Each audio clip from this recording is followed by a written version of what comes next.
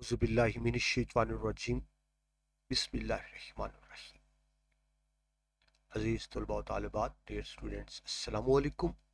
मैं हूं आप सबका मोमिन व मददगार मुशर्रफ महमूद और आपको इल्म व अदब से खुशामदीद कहता हूँ, इस उम्मीद के साथ कि आप खुश व खुर्रम होंगे। अल्लाह ताला बेटा आपको हमेशा खुश व खुर्रम रखे, आमीन सुम्मा आमीन। जिस तरह कि आप जानते हैं, हम सालेब इस्लामियात का पहला चैप्टर कर रहे हैं, बुनियादी अकायद। उस हवाले से पहला अकीदा तौहीद हम तफसील से देख चुके हैं, उसके बाद दूसरा अकीदा रिसालत देख चुके हैं। आज हम बात करेंगे तीसरे और चौथे अकीदा की, यानी मलाइका पर ईमान और आसमानी किताबों पर ईमान। तो लेट्स स्टार्ट। सबसे पहले आपको बताया गया है मलाइका जमा लफ्ज़ है और इसका वाहिद है मलक, यानी फरिश्ता। मलक फरिश्ते को कहते हैं, ठीक है जी। और उसकी जमा है मलाइका। मतलब क्या है कासिद? कासिद बेटा आप जानते हैं, पहले रसूल में भी पढ़ चुके हैं इस चीज को, कि कासिद होता है पैगाम लाने वाला, पैगाम पहुंचाने वाला, उसको कासिद कहते हैं। अब क्योंकि फरिश्ते अल्लाह ताला का पैगाम इंसानों तक पहुंचाते हैं, तो इसलिए उनके लिए लफ्ज मलाइका इस्तेमाल हुआ, जिसकी जमा मलिक, मीम के ऊपर जबर। अगर मीम के नीचे जेर कर दे मिल्क, मिल्क होता है मलकियत से, ठीक है जी। मीम के जेर होगा मिल्क, वो मलकियत होगा। मीम पर जबर होगा तो मल्क उस वो फरिश्ते के मायने में होगा, जिसके मायने कासिद के हैं। फरिश्तों को रसूल भी कहा जाता है, क्योंकि इसके लुग़वी मायने भी कासिद है। लुग़वी मायने यानी वो मायने जो डिक्शनरी में दिए जाए, उसको लुग़वी मायने कहते हैं। तो इसलिए उनके लिए लफ्ज़ रसूल भी इस्तेमाल हुआ, यानी बेटा जो अंबिया थे उनको भी रसूल कहा जाता है, और इस तरह फरिश्तों के लिए भी कुरान और सुन्नत में रसूल का लफ्ज़ इस्तेमाल हुआ है कि वो भी कासिद हैं, पैगाम पहुंचाने वाले। किसमें? खालिक और मखलूक में, अल्लाह और इंसानों के दरमियान, ठीक है जी। फरिश्ते खालिक मखलूक, खालिक पैदा करने वाला, मखलूक जिसे पैदा किया गया। जिस तरह हम मखलूक हैं, जिन्नात, चरिंद परिंद दरिंद सब मखलूक हैं। तो फरिश्ते क्या करते हैं? खालिक और मखलूक के दरमियान पैगाम रसानी का फर्ज सर अंजाम देते हैं, इसलिए उनको मलिक भी कहा जाता है और उनको रसूल भी कहा जाता है। किसको? फरिश्तों को। तौहीद और रिसालत की तरह फरिश्तों पर ईमान लाना भी ज़रूरी है, यानी अगर कोई फरिश्तों पर ईमान नहीं लाता तो वो भी मुसलमान नहीं है। फरिश्तों पर किस तरह से ईमान लाना है? सूरह अल बकरा की 100 आयत नंबर 177 में अल्लाह ताला फरमाते हैं, लेकिन बड़ी नेकी तो ये है कि कोई ईमान लाए अल्लाह पर, यानी सबसे पहले तो तौहीद है ना जी। सबसे पहले अल्लाह पर ईमान, अगर अल्लाह पर ईमान नहीं है तो बाकी हर चीज खत्म हो जाती है। इस्लाम की बुनियाद तौहीद पर है, इस्लाम का मरकजी नुक्ता तौहीद है। आप यूं कह सकते हैं कि तमाम इस्लाम के जितने बुनियादी अकायद हैं उनका मरकजी नुक्ता तौहीद ही है। तमाम अकायद तौहीद के गिर्द ही घूमते हैं। नबी पाक मुस्तफ़ा सल्लल्लाहु अलैहि वसल्लम ने भी तौहीद की ही तबलीग की कि अल्लाह एक, ज़ात में एक, सिफात में एक, सिफात के तकाज़ों में एक, ठीक है जी। तो अल्लाह कुरान में फरमाते हैं कि बड़ी नेकी तो ये है कि कोई ईमान लाए अल्लाह पर और क़यामत के दिन पर। क़यामत के दिन का क्या मतलब? हमारा ईमान है कि एक वक्त था बेटा मखलूक नहीं थी, कोई भी मखलूक नहीं थी, और एक वक्त ऐसा आएगा मखलूक नहीं रहेगी।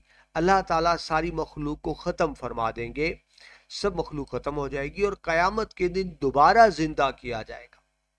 किसको? इंसानों को और जिन्नों को। उस दिन उनका हिसाब होगा, जिसको यौम हिसाब कहते हैं, क़यामत के दिन। तो हम ईमान लाते हैं कि मौत होगी और मौत के बाद दोबारा ज़िंदगी होगी, जिसमें आमाल का हिसाब किताब होगा। इसलिए बेटा आता है हदीस में कि ये दुनिया क्या है? दुनिया मुजरतुल आखिर, ये दुनिया आखिरत की खेती है। हम इस दुनिया में जो कुछ भी करते हैं इसका अजर हमें अगली दुनिया में मिलेगा, यानी ये दुनिया दारुल अमल है और कयामत के बाद की जिंदगी दारुल जजा है, ठीक है, जहां हमें सिला मिलेगा। तो ये हो गया कयामत के दिन पर, ठीक है जी। नेकी क्या है? ईमान लाया जाए अल्लाह पर, कयामत के दिन पर और फरिश्तों पर। फरिश्तों पर ईमान लाने का मतलब, फरिश्ते भी अल्लाह ताला की मखलूक है, लेकिन ये नूरी मखलूक है, ये नूर से बने, ठीक है, इंसान को किससे बनाया गया? मट्टी से बनाया गया। जिन्नात को किससे बनाया गया? आग से बनाया गया, यानी वो आग से बने हैं, नार से बने हैं। लेकिन जो फरिश्ते हैं वो नूर से बने। और बेटा जब नूर से तख्लीक हुई तो उनमें बुराई का मादा नहीं होता, यानी फरिश्ते सिर्फ नेक होते हैं, वो बुरे नहीं हो सकते, वो बदकार नहीं हो सकते, वो गुनाहगार नहीं हो सकते।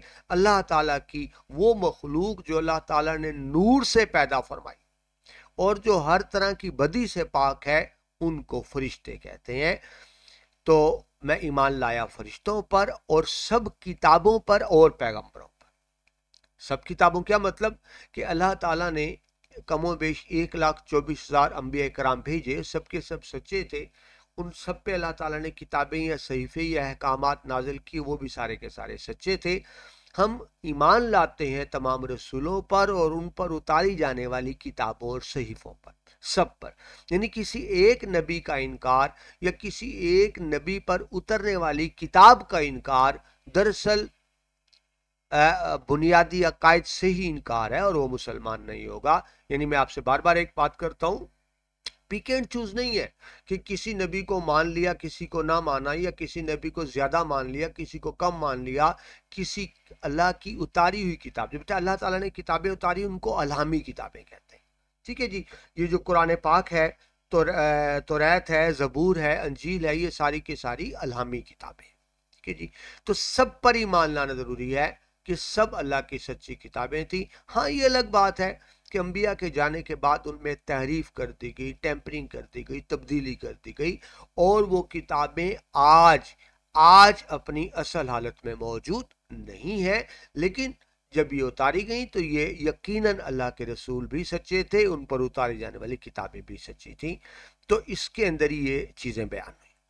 ठीक है जी, अब इसमें क्या बताया गया? नंबर 1 ईमान लाना अल्लाह पर, नंबर 2 ईमान लाना कयामत के दिन पर, नंबर 3 ईमान लाना फरिश्तों पर, नंबर 4 ईमान लाना किताबों पर, और नंबर 5 ईमान लाना पैगंबरों पर। तो ये 5 बुनियादी अकायद बयान हुए हैं सूरह बकरा की आयत नंबर 170 में। इन सब पर ईमान लाना जरूरी है। इनमें से किसी एक पर ईमान ना लाना इस चीज के मुतरादिफ होगा कि वो गैर मुस्लिम है, वो मुसलमान नहीं है। ठीक है जी, फरिश्ते कौन जी? वो नूरी मखलूक है जो अल्लाह के हुक्म के मुताबिक दुनिया का निजाम चला रहे हैं। तो ये आपने देखा, फरिश्तों के 2 काम आपके सामने है। फरिश्ते के अल्लाह ताला की नूरी मखलूक 2 काम करते हैं। पहला काम तो ये कि खालिक का पैगाम मखलूक तक पहुंचाते हैं, और दूसरा काम क्या कि इस दुनिया का नज्म व नस्क चलाते हैं। ठीक है, अब बेटा दुनिया में देख लें, कोई स्कूल देख लें, कॉलेज देख लें, दफ्तर देख लें, एक स्टाफ होता है, एक ऑफिसर है जो हुक्म दे रहा है, वो सिर्फ हुक्म दे रहा है और बाकी स्टाफ उस हुक्म पर अमल कर रहा है। ठीक है जी, एक कमांडिंग अथॉरिटी होता है जिसको हम सॉवरन भी कहते हैं, सॉवरन अथॉरिटी भी कहते हैं, इक़्तिदार आला भी कहते हैं। तो इस पूरी कायनात का इक़्तिदार आला अल्लाह ताला के पास है, वो हुक्म देता है और उसके हुक्म पर फरिश्ते अमल करते हैं। ठीक है जी, इस कायनात का नज़्म नस्क चला रहे हैं। तो 2 चीजें आपने देखी फरिश्तों के वाले से, एक तो ये है कि वो खालिक का पैगाम मखलूक तक पहुंचाते हैं, और दूसरा बात क्या कि वो इस दुनिया का नज़्म नस्क चला रहे हैं। अल्लाह ताला अपना हुक्म उनके दिल में अलका फरमाता है। अलका फरमाना क्या? यानी दिल में बात डाल देना। हम पहले भी देख चुके हैं, अल्लाह ताला दिल में बात डालता है। अल्लाह ताला नबी के दिल में बात डाले तो उसको वही कहते हैं। अल्लाह ताला किसी आम इंसान, मेरे आप जैसे के दिल में बात डाले तो उसको हम इल्हाम कहते हैं। नबी के दिल में बात डाले तो वो वही कहलाती है, नबी के दिल में अल्लाह बात डाले तो वही कहलाती है। किसी और के दिल में बात डाले तो इसको इल्हाम कहते हैं। और अगर फरिश्तों के हवाले से बात है, इल्का करना यानी दिल में बात डाल देना। यानी ये नहीं होता कि अल्लाह बाकायदा फरिश्तों को बुलाते हैं, कोई मीटिंग होती है और अल्लाह अनाउंस करते हैं, कोई बाकायदा ऐलान करते हैं, ऐसा नहीं होता। अल्लाह उनके दिल में बात डाल देते हैं और फरिश्ते उस हुक्म के मुताबिक अमल करते हैं, यानी उस हुक्म को नाफिज करते हैं, इम्प्लीमेंट करते हैं। देखिए बेटा, अल्लाह ताला तो खालिक है ना, वो ज़ुर्रियात से बेनियाज है। क्या है? कुन फाया कुन, कुन हो जा, फाया कुन और हो गया, यानी अल्लाह महज एक चीज का इरादा फरमाता है और वो हो जाती है। आप इसको यूं समझे, हम बेटा मकान बनाते हैं, हम नक्शा बनाते हैं, हम ठेकेदार को बुलाते हैं, इंजीनियर को बुलाते हैं, ईंट आता है, सीमेंट आता है, बिल्डिंग मटेरियल आता है, सरिया आता है, दरवाजे खिड़कियां आती हैं, बहुत सा सामान आता है तो घर बनता है। तो क्या ख्याल है बेटा, जब अल्लाह ताला ने जन्नत बनाई होगी ऐसा तो नहीं हुआ होगा ना, कोई ठेका दिया होगा, कोई सीमेंट बजरी का काम होगा, कोई रेत का काम होगा, कोई आर्किटेक्चर होगा, ऐसा तो नहीं था। ये तो मखलूक के लिए है। अल्लाह ताला तो बस एक चीज का इरादा फरमाता है और वो चीज हो जाती है। कुन फाया कुन किस तरह हो जाती है? अल्लाह इरादा फरमाता है, फरिश्तों के दिल में वो बात डाल देता है और फरिश्ते उस बात पर, उस हुक्म पर, उस कमांड पर अमल दरामद कर देते हैं और यूं इस कायनात का निज़ाम चल रहा है। तो हमारे लिए ज़रूरी है कि हम फरिश्तों पर भी मान लें, जिस हैसियत से कि अल्लाह ताला की नूरी मखलूक है, वो मासूम है, वो ख़ता से पाक हैं। उनके दो काम हैं, अल्लाह का पैगाम मखलूक तक पहुँचाना पहली बात, और दूसरी बात अल्लाह ताला के अहकामात के मुताबिक इस कायनात का नज़्म व नस्क चलाना। अल्लाह उनके दिल में बात डाल देता है और उसके मुताबिक इस कायनात को चलाते हैं।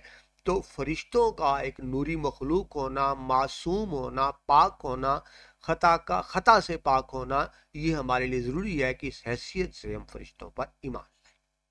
ठीक है जी, जिनको मलक भी कहते हैं, मलक की जमा मलाइका, मलाइका पर ईमान यानी फरिश्तों पर ईमान। ठीक है जी, पहला कीदा हमने तौहीद देखा, दूसरा रिसालत देखा, फिर हमने मलाइका देखा यानी फरिश्तों पर ईमान।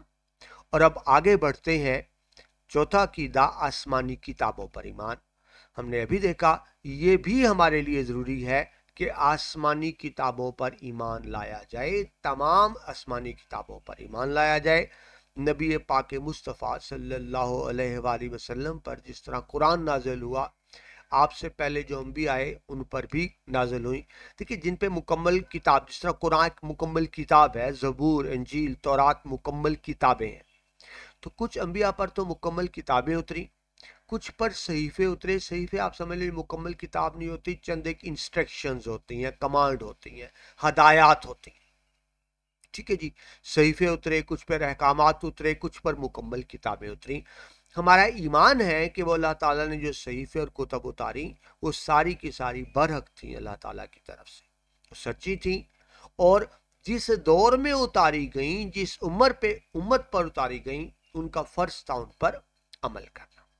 लेकिन साथ हमारा ये भी ईमान है कि उन अंबिया के इंतकाल कर जाने के बाद लोगों ने अपनी ख्वाहिश और मर्जी के मुताबिक उसमें तब्दीलियां कर ली, तरमीम कर ली, और आज वो कुतब असल हालत में मौजूद नहीं है। जबकि कुरान पाक, क्योंकि बेटा अल्लाह ताला की आखिरी किताब है, नबी पाक मुस्तफ़ा सल्लल्लाहु अलैहि वसल्लम अल्लाह के आखिरी नबी है। अब नाउज़ुबिल्लाह अगर कुरान में कोई तब्दीली या तारीफ हो जाती तो किसी और नबी ने नहीं आना था उसको ठीक करने के लिए, लिहाजा कुरान की हिफाजत का जिम्मा अल्लाह ताला ने खुद लिया। ज़हन में रखें, इससे पहले किसी आसमानी किताब की हिफाजत का जिम्मा अल्लाह ताला ने खुद नहीं लिया, सो वो महफूज ना रही। ज़माने की जिस तरह वक्त गुजरता चला गया उनमें तब्दीलियां होती रहीं, असल हालत में मौजूद नहीं। लेकिन कुरान पाक क़यामत तक अपनी असल हालत में इस तरह से मौजूद रहेगा। सो आप कह सकते हैं कुरान पाक एक मोजज़ा है। ठीक है जी, तो आसमानी किताबों में क्या आया, लिखा गया, पहले बताया जा चुका है कि मुसलमान होने के ज़रूरी है कि तमाम रसूलों पर ईमान लाया जाए और उनको कैटेगराइज भी ना किया जाए। ये नहीं कि किसी रसूल का मर्तबा ज़्यादा कम, अल्लाह कुरान में फरमाते हैं कि सबका मर्तबा बराबर। रसूलों पर ईमान लाने का मतलब ये है कि सब अल्लाह के सच्चे रसूल थे, सब नेक थे, पाकबाज थे। इन ये नहीं कहा जा सकता नाउज़ुबिल्लाह कि कोई नबी ज्यादा नेक था या कोई कम नेक था, कोई ज्यादा परहेजगार था या कम परहेजगार था। जितने भी अंबिया आए सब के सब अल्लाह के बरगुज़ीदा बंदे थे, बराबर थे। हाँ, एक फर्क जरूर है, पिछले अंबिया जो आए वो सिर्फ अपनी कौम, कबीले और अपनी ज़िंदगी तक के नबी थे, लेकिन नबी आखिरुज़्ज़मा हज़रत मोहम्मद सल्लल्लाहु अलैहि वसल्लम क़यामत तक के तमाम इंसानों के नबी हैं। ठीक है जी, इसको ज़हन में रखिएगा। लेकिन बहरहाल फ़िलहाल हम बात करें आसमानी किताबों की, तो जो आसमानी किताबें होती हैं رسولوں پر نازل ہوتی ہیں وہ دراصل کیا ہیں؟ وہ کتب ربانی تعلیمات کا مجموعہ، ربانی رب کی دی ہوئی تعلیمات، یعنی اللہ تعالیٰ کی دی ہوئی تعلیمات۔ دراصل وہ کتب کیا ہوتی ہیں؟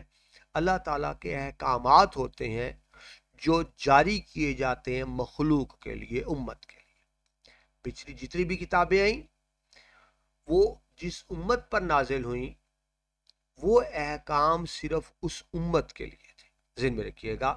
لیکن قرآن پاک کے احکامات کسی مخصوص امت کے لیے نہیں، مخصوص علاقے کے لیے نہیں، مخصوص قوم کے لیے نہیں ہے، بلکہ قیامت تک آنے والے تمام انسانوں کے لیے، تمام قوموں کے لیے وہ احکامات موجود ہیں۔ جو ان پر عمل کرے گا اس دنیا میں بھی فلاح پائے گا اور آخرت میں بھی فلاح پائے گا۔ ٹھیک ہے جی۔ اب کتابیں نازل کس پہ ہوتی ہیں؟ رسولوں پر۔ لہٰذا ضروری ہے کہ اللہ کے رسولوں اور انبیاء پر بھی ایمان لایا جائے اور ان پر نازل ہونے والی کتب پر بھی ایمان لایا جائے۔ اگر کوئی انبیاء پر ایمان لائے تو ممکن نہیں ہے نا کہ انبیاء پر تو ایمان ہو لیکن ان پر اترنے والی کتب پر ایمان ہو، ایسا نہیں ہو سکتا۔ اور ایسا بھی نہیں ہو سکتا کہ کتب پر تو ایمان ہو لیکن جن انبیاء پر وہ کتب اتری ہیں انبیاء پر ایمان ہو، ایسا نہیں ہوگا۔ تو یہ لازم ملزوم ہوتے ہیں۔ تو ایمان کا تقاضا ہے کہ جو اللہ نے انبیاء بھیجے، مابعوث کیے، وہ بھی سچے تھے، نیک تھے، پرہیزگار تھے، خطاؤں سے پاک تھے، اپنے وقت کے بہترین انسان تھے، اور ان پر جو کتابیں اتاری گئیں، جس امت پر اتاری گئیں، وہ اللہ تعالیٰ کے سچے احکامات تھے اس قوم اور اس امت کے لیے۔ جس نے ان پر عمل کیا وہ اس دنیا میں بھی کامیاب رہے، آخرت میں بھی ان کے لیے اجر ہے، اور جنہوں نے عمل نہیں کیا تو اس دنیا میں بھی ان پر عذاب ہے۔ بیٹا قرآن میں آتا ہے بہت سی قوموں پر بڑے بڑے عذاب ہے، اس دنیا میں بھی عذاب ہے اور آخرت میں بھی ان کو دردناک عذاب چکھنا ہوگا۔ دیکھیں بیٹا یہ امت محمدی صلی اللہ علیہ وآلہ وسلم پہ اللہ کی رحمت ہے۔ پچھلی امتوں پر بڑے بڑے عذاب آئے لیکن اللہ فرماتے ہیں نبی پاک سے کہ جب تک آپ موجود ہیں میں اس امت پر کوئی بڑا عذاب نہیں بھیجوں گا۔ اور ہمارا ایمان ہے کہ نبی پاک مصطفیٰ صلی اللہ علیہ وآلہ وسلم اپنی قبر پر نور میں اسی طرح زندہ موجود ہیں جس طرح ہم زندہ ہیں۔ وہ ہماری بات سنتے ہیں، جب ہم ان پہ درود و پاک بھیجتے ہیں تو فرشتوں کے ذریعے ان تک درود پہنچایا جاتا ہے اور وہ درود کا جواب دیتے ہیں۔ ٹھیک ہے جی۔ بسم اللہ الرحمن الرحیم۔ اللہم صلی علی محمد وعلی آل محمد کما صلیت علی ابراہیم وعلی آل ابراہیم انک حمید مجید۔ اللہم بارک علی محمد وعلی آل محمد کما بارکت علی ابراہیم وعلی آل ابراہیم انک حمید مجید۔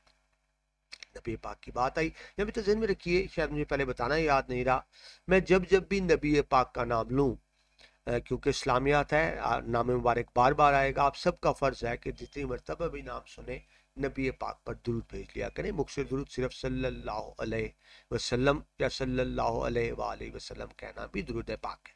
ٹھیک ہے، اس چیز کا خاص اہتمام رکھیے گا جی۔ تو بات ہو رہی تھی ہم ایمان لاتے ہیں انبیاء کرام پر اور ان پر نازل ہونے والی کتابوں پر۔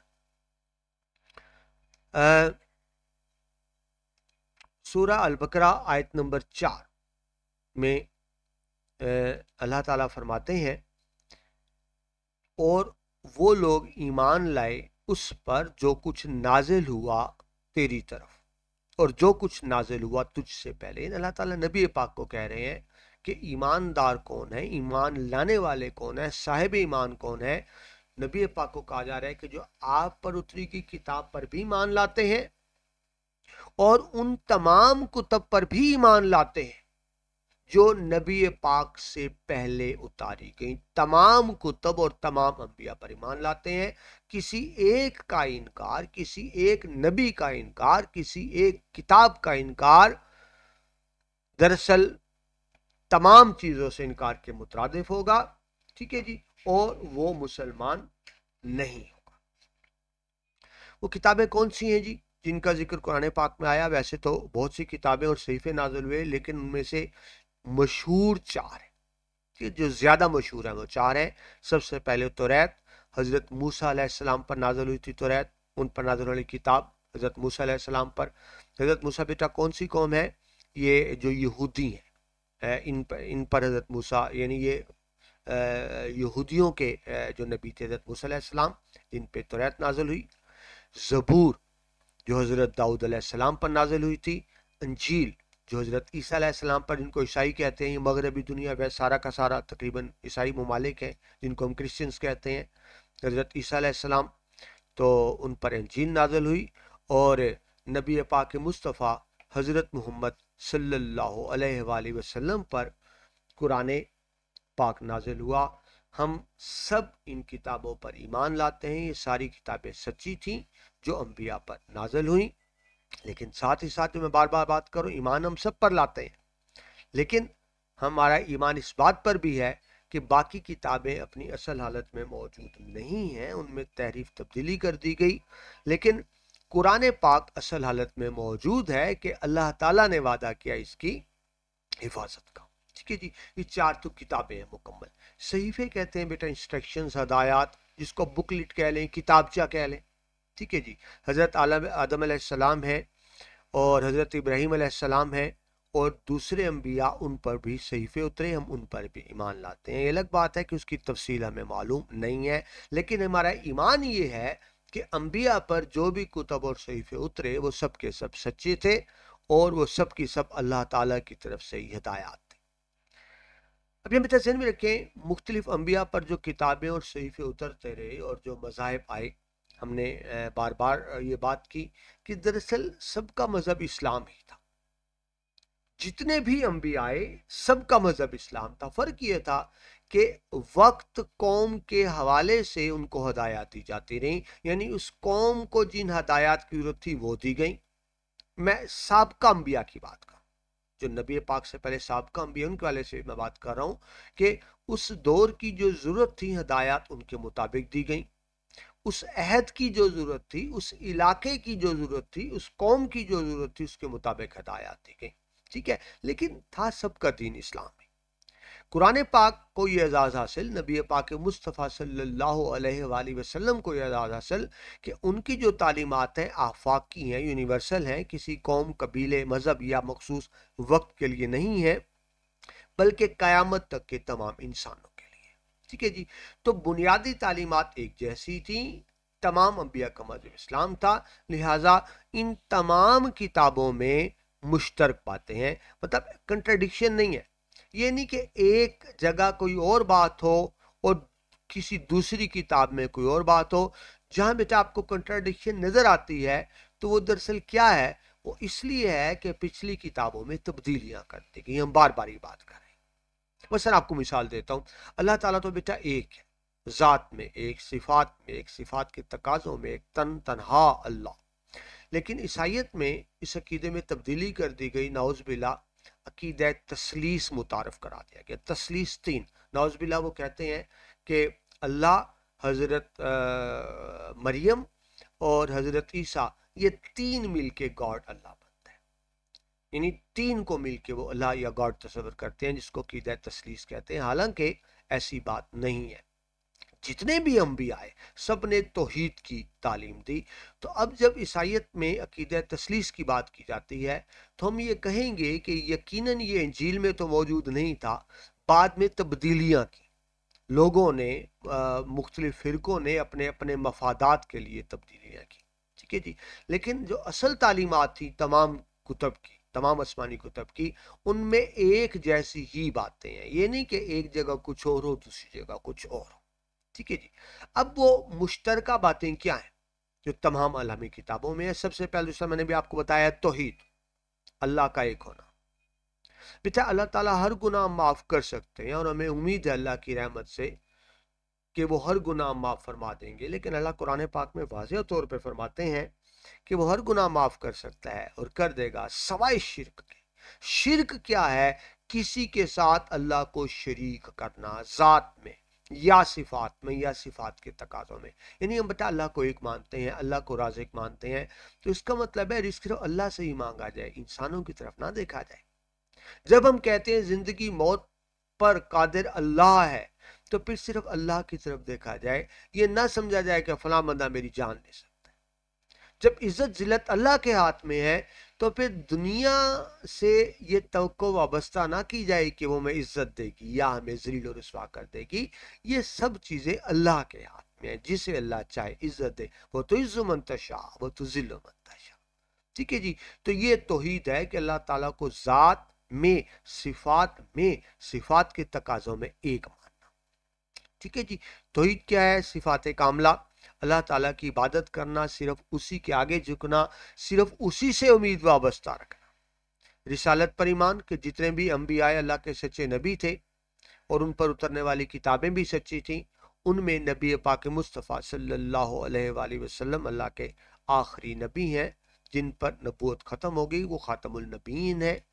یوم آخرت پر ایمان لانا کہ ایک دن سب کو، جب سب مخلوق کو ختم ہو جائے گی، مر جائے گی، تو اللہ تعالیٰ دوبارہ زندہ کریں گے انسان و جن کو. بیٹا باقی جو مخلوق ہے نا، چرند پرند درند، ان کا حساب نہیں ہوگا. مطلب یہ نہیں کہ جس طرح آپ کہہ لیں گائے بھینس بکری یہ بھی مر کے زندہ ہوں گی، ان کا حساب نہیں ہوگا. حساب ہوگا صرف انسان اور جنات کا کہ جن کو شعور دیا گیا. ٹھیک ہے جی. تو ظاہر ہے پھر زندہ بھی کون ہوں گے؟ صرف انسان اور جنات کو کیا جائے گا اور ان کا حساب کتاب ہوگا. یوم آخرت پر ایمان. اعمال کی جزا سزا کہ نیک اعمال کا بدلہ جنت ہوگا اور برے اعمال کا بدلہ دوزخ ہوگا. جو مشرک ہے، جو اللہ پر ایمان نہیں لاتا، وہ تو تمام عمر جہنم میں جلتا رہے گا.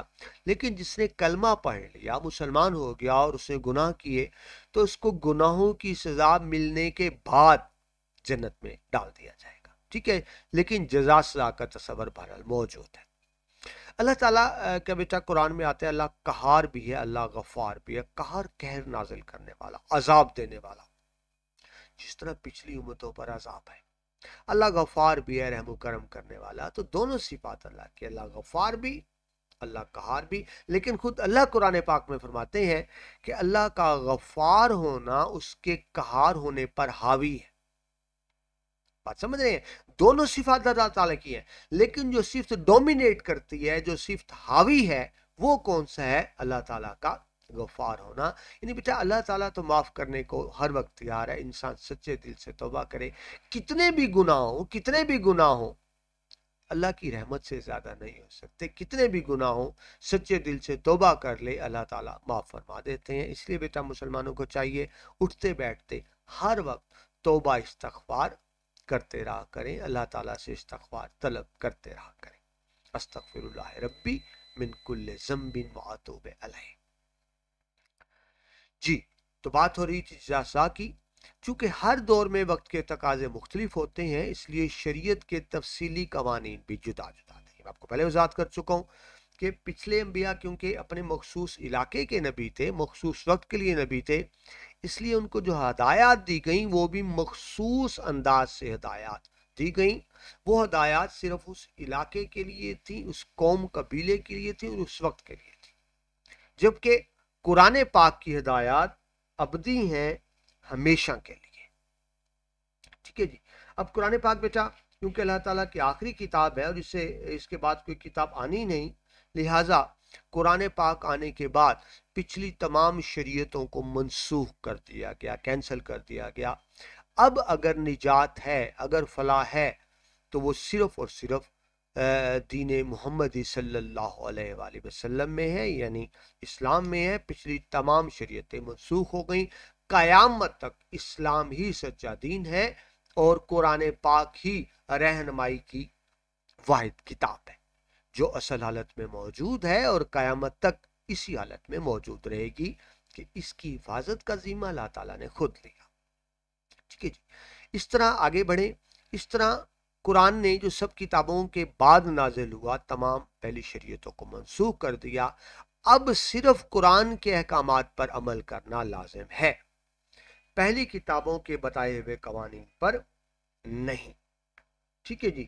یعنی پچھلی تمام انسٹرکشنز جو اللہ تعالیٰ نے مختلف قوموں قبیلوں کو مختلف اوقات میں دیں، ان سب کو جمع کر دیا گیا قرآن میں.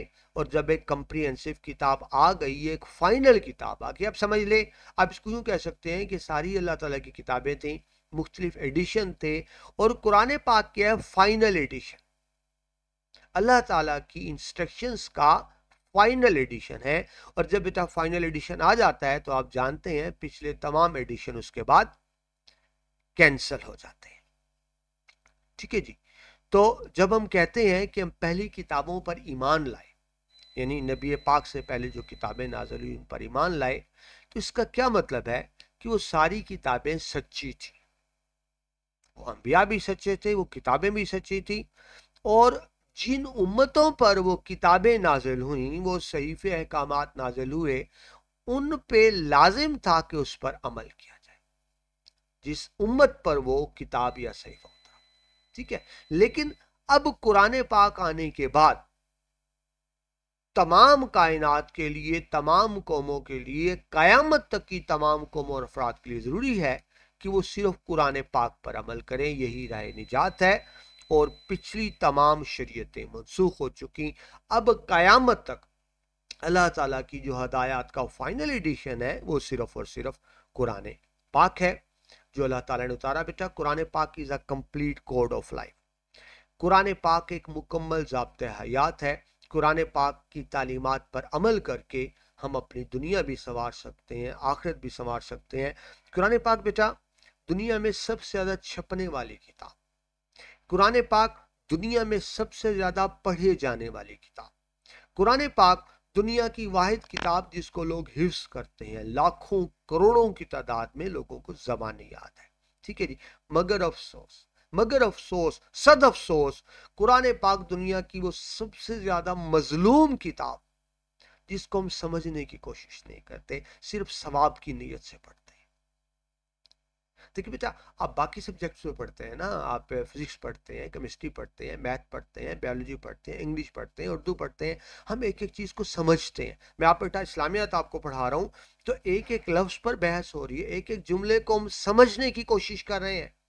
میں سمجھانے کی کوشش کروں، آپ سمجھنے کی کوشش کر رہے ہیں تاکہ ہمیں اصل میں پتہ چلے بات کیا ہے. لیکن کتنے افسوس کی بات ہے، قرآن پاک ہم صرف ثواب کے لیے پڑھتے ہیں، قرآن پاک کو ہم صرف ثواب کے لیے رکھتے ہیں، قسمیں کھانے کے لیے رکھتے ہیں، جنت میں جانے کے لیے. ٹھیک ہے قرآن پڑھنا ثواب، قرآن پڑھانا ثواب، لیکن قرآن اس لیے نہیں اترا تھا کہ اس کو ثواب کی کتاب بنا دیا جائے. یہ تو ایک عملی زندگی کا کوڈ تھا، ضرورت تھی اس کو سمجھنے، عمل کرنے اور قرآن کی احکام کے مطابق زندگی گزارنے کی. حضرت علامہ اقبال کا خوبصورت شعر کہ یہ راز کسی کو نہیں معلوم کہ مومن قاری نظر آتا ہے حقیقت میں ہے قرآن. قاری پڑھنے والا، قرآن پڑھنے والا. جو ایک مسلمان ہوتا ہے وہ صرف قرآن پڑھتا نہیں ہے، اس کی پوری زندگی قرآنی احکامات کے مطابق ہوتی ہے. اللہ تعالیٰ مجھے، آپ کو، ہم سب کو قرآن پاک پڑھنے، سمجھنے اور اس کے مطابق زندگی گزارنے، قرآنی احکامات پر عمل کرنے کی توفیق عطا فرمائے. آمین ثم آمین. اس کے ساتھ بیٹا لیکچر کمپلیٹ ہوا.